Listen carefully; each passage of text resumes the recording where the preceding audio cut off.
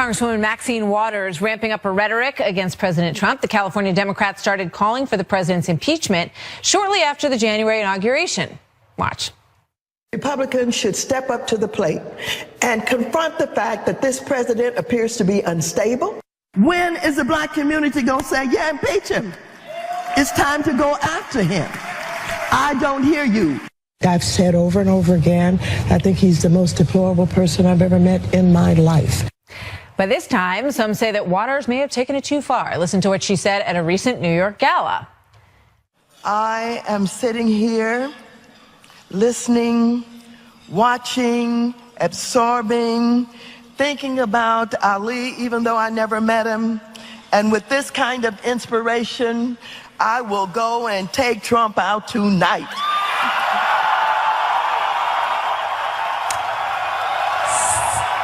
So there's that. Ben Shapiro, editor-in-chief at dailywire.com, and Richard Fowler, nationally syndicated radio talk show host and a Fox News contributor.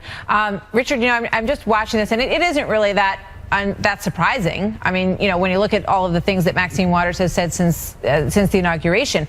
But I can't help but wonder if, you know, a previous president, President Obama or, you know, President Clinton, if someone had stood up and said that about them, don't you think the outrage on the other side would have been uncontainable? And I think the outrage was uncontainable when Ted Nugent threatened to shoot the president. There was outrage on the left, and it was uncontainable. So, and here's the thing. He's not a congresswoman, though.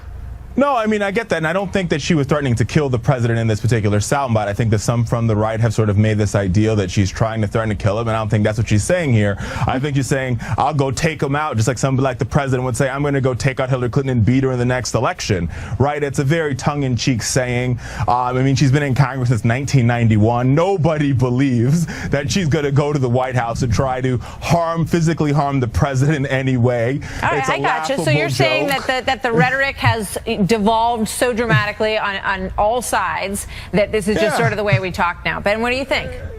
I think there's some truth to that. I think this is a pretty outstanding example of just how far the rhetoric has devolved. I mean, Maxine Waters has been saying pretty inflammatory things her entire career. There's a woman who once said that the LA riots were really an LA uprising.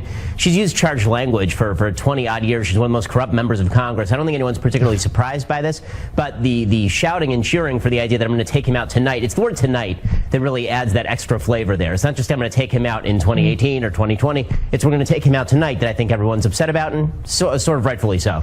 All right, let me ask you. Go ahead, real quick, Richard. Just one thing I want to say. I mean, is the president's rhetoric is almost just as bad. He said he could shoot somebody on Fifth Avenue and still be elected president of the United States, right? So his rhetoric is just as bad. So I mean, I think to sit here and to criticize Congresswoman Waters, we should also be criticizing the president for using the same type of rhetoric. Well, we said, you know, is that where we are? And has the conversation devolved to such an extent that we just sort of take this as no big deal?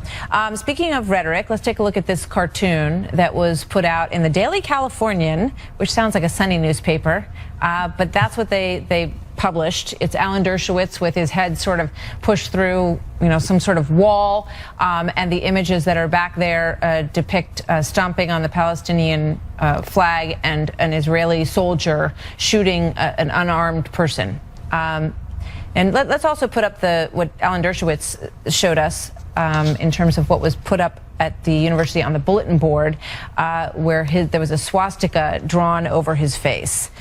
Ben? I mean, it's pretty shockingly anti-Semitic stuff. This particular cartoon is straight from the pages of Der Stürmer, appearing in the Berkeley newspaper. The suggestion that Alan Dershowitz is a tool of the Israelis, and not only a tool of the Israelis are engaged in Nazi-esque occupation in which they're killing innocent children for no reason at all. And it's pretty obvious, you know, anti-Zionism equaling anti-Semitism in this particular case. Let's put up a quote from an interview that you guys did at thedailywire.com with Alan Dershowitz, and you know, he points out, he says, you know, irony is too kind of word. It's hypocrisy. And remember, this is a reaction to a speech in which I said that I support a Palestinian state. And he goes on to say, I support the end of the occupation. I'm against Israeli policies on settlements. You know, and Richard, it just raises the question of whether or not there's some similarities between, you know, sort of the hard progressive left and the neo-Nazi hard right. Listen, I've said all along, I think that there's racism on both sides of the aisle. I don't care how you split the cookie. I think there's racism in the Democratic Party. I think there's racism in the Republican Party. I think there's homophobia in the Democratic Party. I think there's homophobia in the Republican Party. I don't think homophobia, racism, xenophobia, sexism, I don't think they know party affiliation. I think there's hate in people's hearts, and there's nothing you can do about it. And I don't think it hides under one particular political cloak or another, period. Ben?